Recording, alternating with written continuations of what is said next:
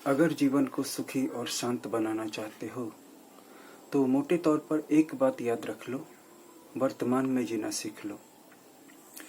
क्योंकि वर्तमान में शांति है और भविष्य उस चीज का नाम है जो संभावित है, जो गारंटीड नहीं है, जो भी हुआ नहीं है।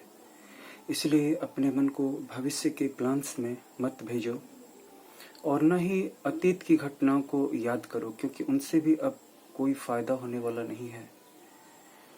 ध्यान का चौथा सबसे बड़ा स्वर्णिम सूत्र यह है जो आज हम वैदिक संघ के ध्यान और ज्योतिष एवं योग साधना प्रकरण के चौथे अध्याय यानी कि चौथे वीडियो में प्रस्तुत कर रहे हैं। अपने मन को वर्तमान में रखना सीख लो।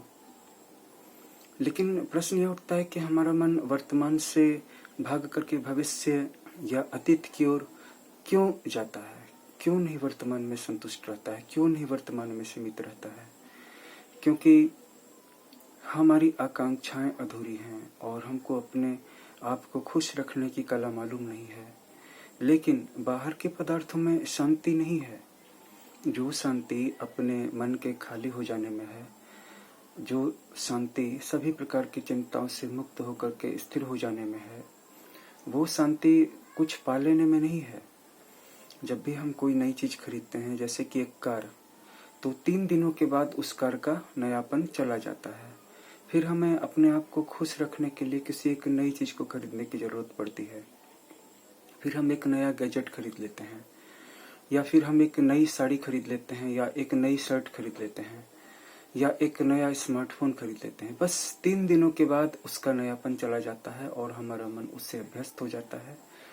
फिर हमें उस चीज से कोई खुशी नहीं मिलती है।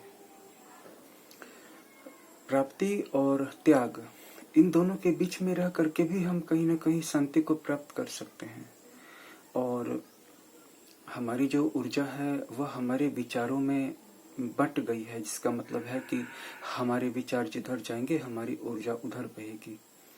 और हमें करने के लिए बस एक ही बिंदु मिला है, हम कोई भी काम करें, अच्छा काम करें, बुरा काम करें, सुधार के लिए प्रयास करें, ध्यान के लिए करें, लेकिन वो सारा प्रयास आखिरकार वर्तमान में ही हो सकता है। इसलिए अगर हमारा चित्त वर्तमान में ही रहे तो हमारे लिए कहीं ज्यादा अच्छा होगा। और ये बात मैं कोई नई बात नहीं कह रहा हूँ, न ही अपनी तरफ से कह रहा हूँ। ये बात हजारों सालों से सभी धर्मों के लोग कहते आ रहे हैं कि वर्तमान में जीना सीखो। और वर्तमान में अगर तुम रहोगे तो तुम्हारी जो ऊर्जा है वह वर्तमान के क्षण में एकाग्र हो जाएगी। क्योंकि वर्तमान का क्षण जो कुछ भी है वह यहीं पर है और वह एक ही है। इसलिए तुम्हारे अंदर की जो विराट ऊर्जा है वह एकाग्र हो जाएगी और वर्तमान में ऊर्जा बढ़ने लगेगी। भविष्य चूंकि बहुत बड़ा है और अनसर्टेन है, अनिश्चित है। भविष्य में कभी तुम 1 महीने आगे के बारे में सोचते हो, कभी 2 सप्ताह आगे के बारे में सोचते हो, कभी 2 साल आगे के बारे में सोचते हो। तो इससे क्या होता है कि तुम्हारा मन किसी एक पॉइंट पे फिक्स नहीं होता है, एकाग्र नहीं हो पाता है।